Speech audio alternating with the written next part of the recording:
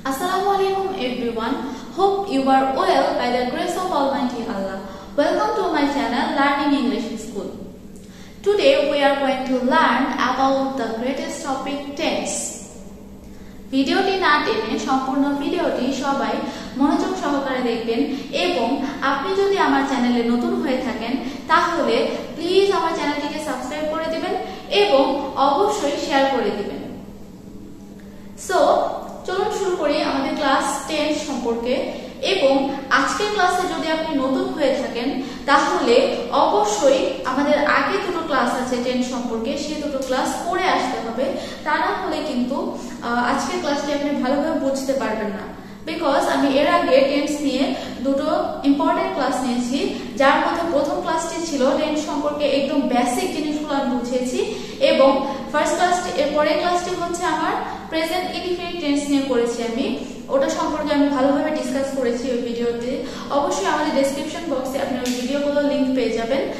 এখন চলুন আমরা আজকের টপিক প্রেজেন্ট কন্টিনিউয়াস টেন্স সম্পর্কে পড়ব। তো চলুন এট ফার্স্ট আমরা একটু ব্রিফিং দিয়ে নিই যে টেন্স বিষয়টি কি। আসলে কোনো কাজ করার সময় বা কালকে আমরা টেন্স বলে থাকি, কোনো কাজ করার সময়কে টেন্স বলে থাকি। টেন্স হচ্ছে ইংরেজি ভাষার প্রাণ এরকম কিছু, কারণ ইংরেজি বলতে গেলে, পড়তে গেলে বা লিখতে গেলে আমাদেরকে অবশ্যই টেন্সটি খুব ভালোভাবে জানতে হয়। কারণ ধরুন আমি একটি সেন্টেন্সে কোনো একটি কাজ করছি, ওই কাজটি কখন হয়েছিল, এখন নাকি অতীতকালে নাকি ভবিষ্যৎকালে, বা অতীতে কখন কাজটি করেছিলাম, বা বর্তমান কালে কি আমি এই কাজটি প্রতিদিন করছি নাকি আমি এখন করছি। সো এই সমস্ত বিষয়গুলোর জন্য আমাদেরকে টেন্স করতে হয় এবং কিছু কিছু গ্রামাটিক্যাল রুলস ফলো করে আমাদেরকে সেন্টেন্স মেক করতে হয়। এবং অবশ্যই এটাতে ভয়ের কিছু নেই, কারণ আস্তে আস্তে আমরা একটা জিনিস শিখি, বারবার প্র্যাকটিস করতে করতে আমরা কিন্তু ওই জিনিসটার উপর খুব দক্ষ হয়ে যাই। এবার আসুন আমাদের টপিক প্রেজেন্ট কন্টিনিউয়াস টেন্স হচ্ছে বর্তমানে কোনো একটি কাজ চলছে। যে টেন্স দ্বারা বর্তমান কালের কোনো চলমান কাজ বোঝায় তাকে প্রেজেন্ট কন্টিনিউয়াস টেন্স বলে। মানে কি, ধরুন কোন একটি কাজ এখন হচ্ছে, এখন চলছে, সেই সমস্ত কাজগুলোকে বোঝানোর জন্য আমরা প্রেজেন্ট কন্টিনিউয়াস টেন্স ব্যবহার করে থাকি। চলুন এর স্ট্রাকচারটা আমরা দেখে নিই। এই টেন্সের স্ট্রাকচারটা হচ্ছে subject plus am is are plus V1 plus ing plus object বা এক্সটেনশন। খেয়াল করুন এখানে আমি am is are তিনটি হেল্পিং ভার্ব ব্যবহার করেছি। এখানে আমি am is are তিনটি হেল্পিং ভার্ব ব্যবহার করেছি। এটা ব্যবহার করার কারণ হচ্ছে যে আমরা যখন বলি যে আমি ভাত খাইতেছি বা আমি ভাত খাচ্ছি, খাইতেছি, যাচ্ছি, যাইতেছি, যেটাই বলি না কেন, যেভাবে বলি না কেন, যে কোনো একটি কাজ আমি এখন করছি, I am eating rice, আমি এখন ভাত খাচ্ছি, আমি এখন ভাত খাচ্ছি। দেখুন আমরা এক্সাম্পল দিয়ে বুঝি তাহলে সহজ হবে বিষয়গুলো।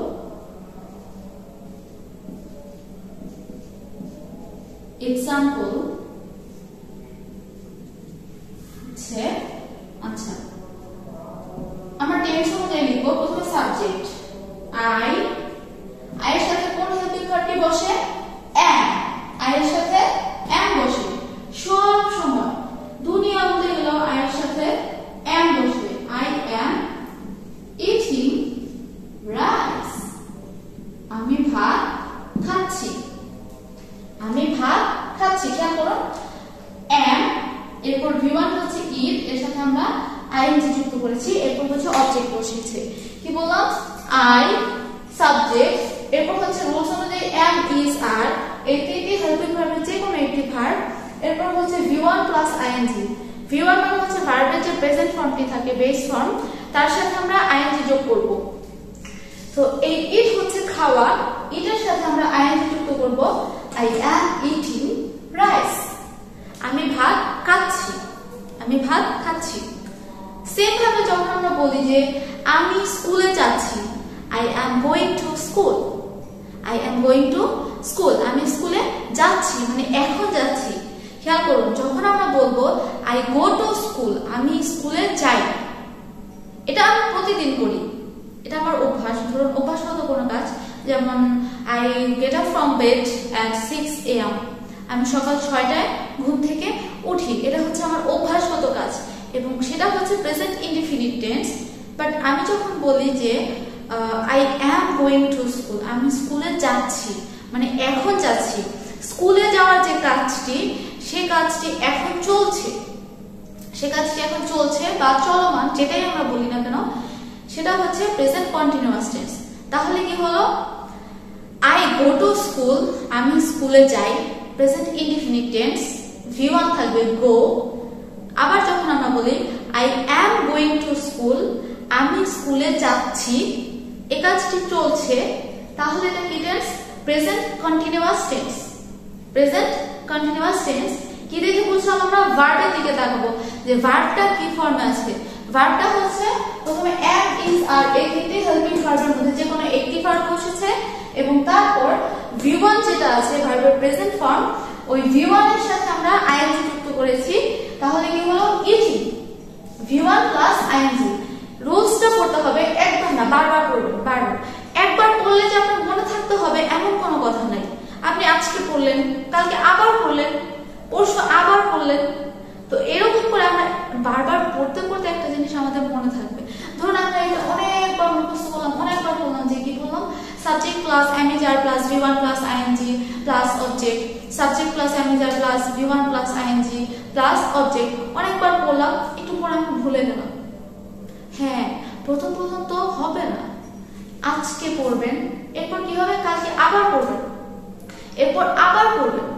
তো বারবার পড়তে পড়তে কি হবে, এই রুলস গুলো খুব ইজি মনে হবে যে এটা কি, এটা তো ইজি, এটা তো কোনো বিষয় না, এটা তো ইজি, একদম ইজি। তো প্রথমে কোনো কাজ সহজ মনে হয় না। আমরা যখন ইংরেজি শিখতে এসেছি, প্রথমে আমাদের জার্নিটা সহজ হবে না। আস্তে আস্তে আমরা যখন প্র্যাকটিস করব, ডে বাই ডে আমাদের ইমপ্রুভ হবে, আমরা ইমপ্রুভ করব, আমরা স্কিল হব, আমরা দক্ষ হয়ে যাব এটার মধ্যে।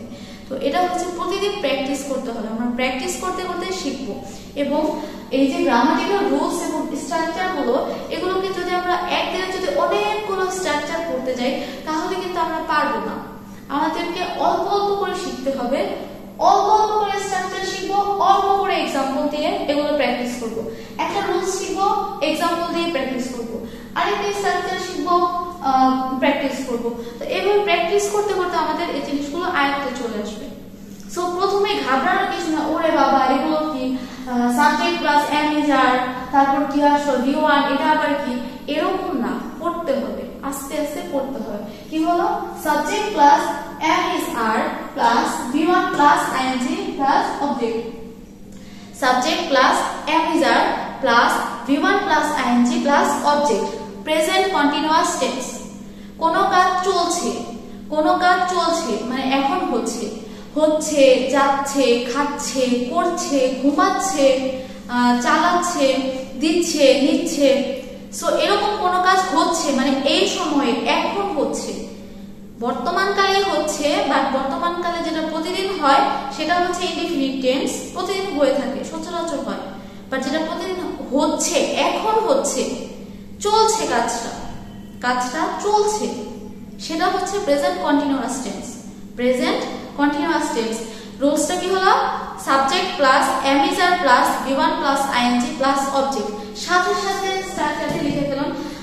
আশা করছি সবাই খাতা কলম নিয়ে বসে গেছেন, কারণ এটা কিন্তু লিখে লিখে পড়তে হবে। এরপর আমরা আসি I am eating rice, আমরা ভাত আমি ভাত খাচ্ছি। I am going to school, আমি স্কুলে যাচ্ছি। তারপর আসলো I am sleeping now, আমি এখন ঘুমাচ্ছি। তারপর বললাম it is raining heavily now, এখন খুব ভারী বৃষ্টিপাত হচ্ছে। তারপর আমি বললাম দে আর প্লেইং ফুটবল, তারা ফুটবল খেলছে। তারপর বললাম যে Jack is listening to music, তো জ্যাক মিউজিক শুনছে সরি। তো এটা হচ্ছে এগুলোর এক্সাম্পল। ধরুন আমি একটু লিখে বোঝাচ্ছি তাহলে সুবিধা হবে। আই অ্যাম ইটিং রাইস, আমি ভাত খাচ্ছি। যদি আমরা বলি উই দিয়ে লিখলাম উই আর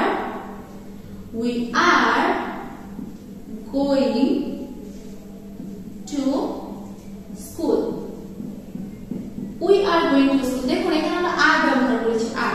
তো এটা হচ্ছে যদি বহুবচন হয় তার সাথে আর হবে, যদি প্লুরাল নাম্বার হয় তার সাথে আর বসবে, যদি সিঙ্গুলার হয় সেক্ষেত্রে ইজ বসবে, যদি সিঙ্গুলার হয় সেক্ষেত্রে ইজ বসবে, প্লুরাল হলে আর বসবে। এখানে আই এর সাথে এম বসে, এটা সবসময় বসে, আই এর সাথে এম বসে। We are going to school, আমরা স্কুলে যাচ্ছি। তারপর ধরুন আমরা বললাম যে দে আর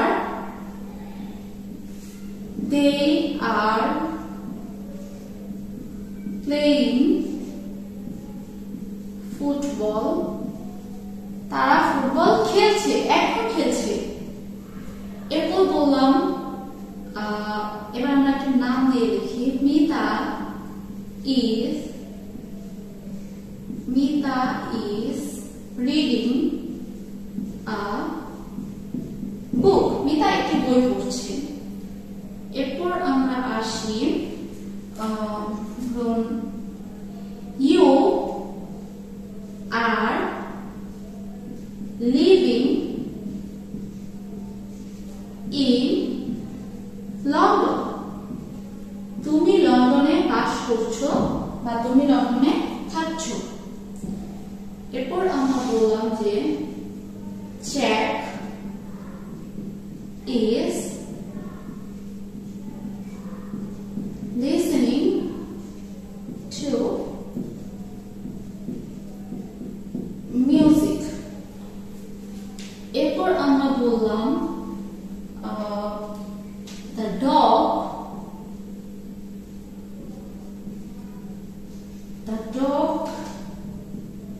is barking, কুকুরটি ঘেউ ঘেউ করছে। বার্কিং শব্দের অর্থ হচ্ছে ঘেউ ঘেউ করা।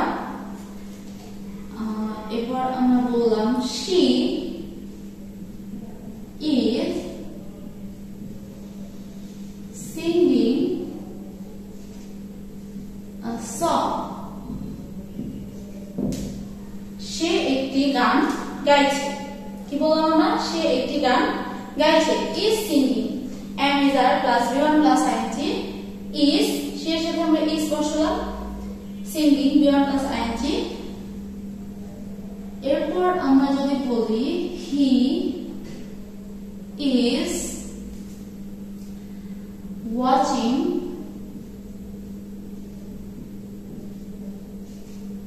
a movie, সে একটি মুভি দেখছে। আচ্ছা, এবার আমরা আসি she is watching a movie, সে একটি মুভি দেখছে। আচ্ছা, তো এই গেল আমাদের প্রেজেন্ট কন্টিনিউয়াস টেন্সের एग्जांपल, যে I am eating rice, am is are plus v1 plus ing।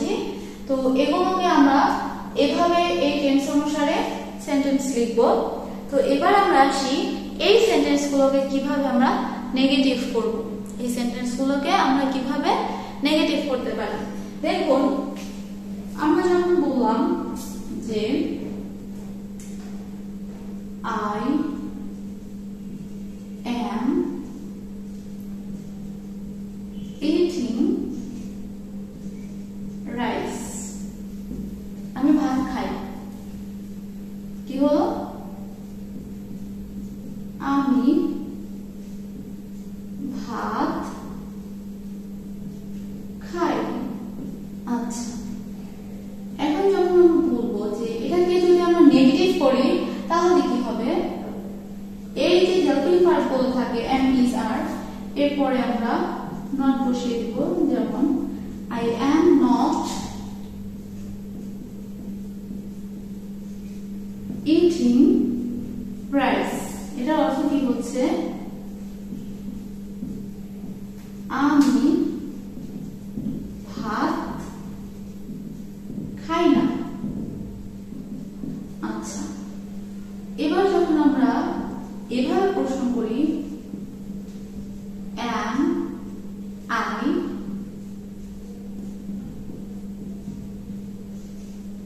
eating rice, এটা হচ্ছে আমি কি ভাত খাই, আমি কি ভাত খাই। আচ্ছা, এবার যখন আমরা বলি am I not eating rice,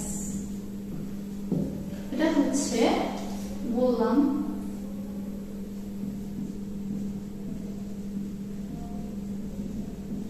আমি কি ভাত খাই না। খেয়াল করুন একটু, আমরা কি বললাম I am eating rice, আমি ভাত খাচ্ছি। ও সরি সরি সরি, এটা আমি প্রেজেন্ট ইনডিফিনিটে লিখে ফেলেছি। এটা হবে হচ্ছে I am eating rice, আমি ভাত খাচ্ছি। এটা হচ্ছে চলমান হবে, আমি ভাত খাচ্ছি, আমি ভাত খাচ্ছি না। আমি ভাত খাচ্ছি, আমি ভাত খাচ্ছি না। তো এখানে হবে আমি কি ভাত খাচ্ছি, এখানে হবে আমি কি ভাত খাচ্ছি না, বা খাইতেছি, যে যেটাই বলবেন। আচ্ছা, এবার আমরা আসি প্রেজেন্ট কন্টিনিউয়াস টেন্স, মানে হচ্ছে কাজটি চলছে।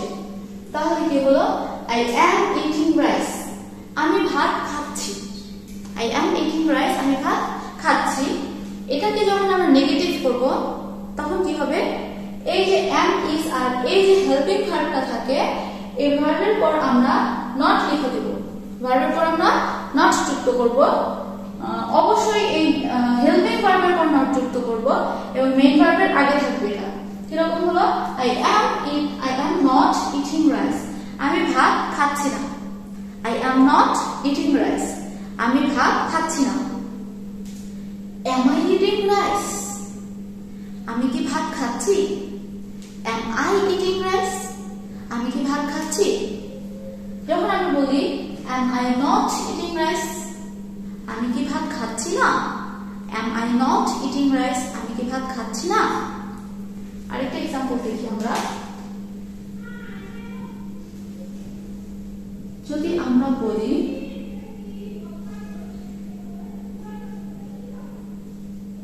I am going to school, এটা অর্থ হচ্ছে আমি স্কুলে যাচ্ছি। আচ্ছা, তো এটাকে যখন আমরা প্রশ্ন করব কি হবে, সরি নেগেটিভ করব, I am not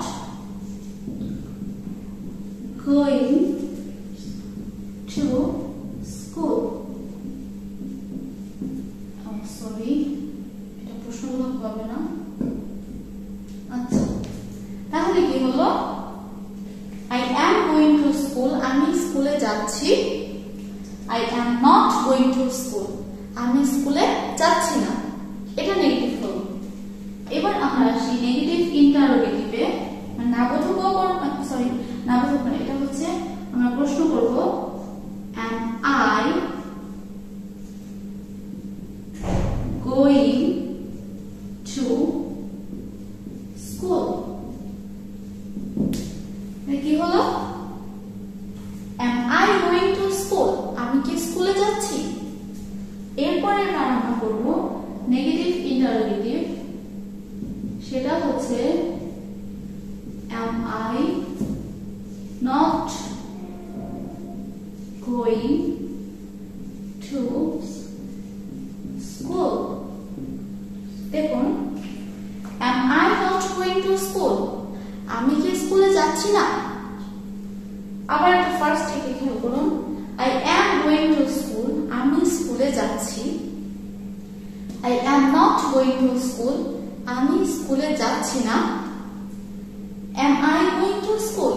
আমি কি স্কুলে যাচ্ছি? যখন আমরা আবার নেগেটিভ ইন্টারোগেটিভ করি তখন কি হয়ে যায়? Am I not going to school? আমি কি স্কুলে যাচ্ছি না? আর কয়েকটা এক্সাম্পল দিয়ে দিচ্ছি আমি।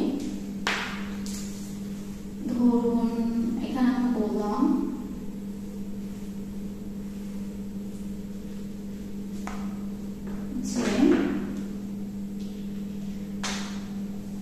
the dog is barking. এটা লিখলাম, the dog is barking.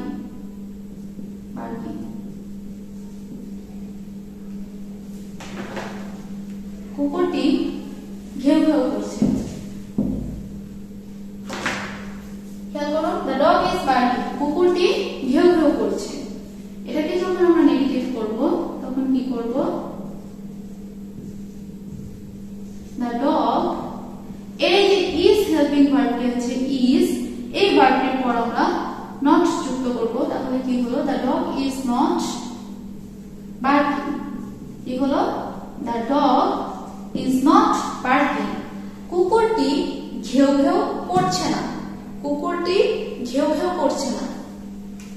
আবার যখন আমরা বলবো is the dog, এই যে হেল্পিং ভার্ব is, এই isটাকে আমরা সামনে নিয়ে এসেছি। এই যে is হেল্পিং ভার্ব, প্রশ্ন করার সময় এই হেল্পিং ভার্বটিকে আমরা সাবজেক্টের আগে নিয়ে আসবো।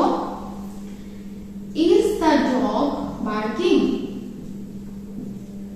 কুকুরটি কি ঘেউ ঘেউ করছে? is the dog barking? কুকুরটি কি ঘেউ ঘেউ করছে? আবার যখন আমরা নেগেটিভ ইন্টারোগেটিভ করব তখন এই সেম প্রশ্ন হবে, বাট এখানে সাবজেক্টের পর একটি নট যুক্ত হবে, যেমন is the dog not barking?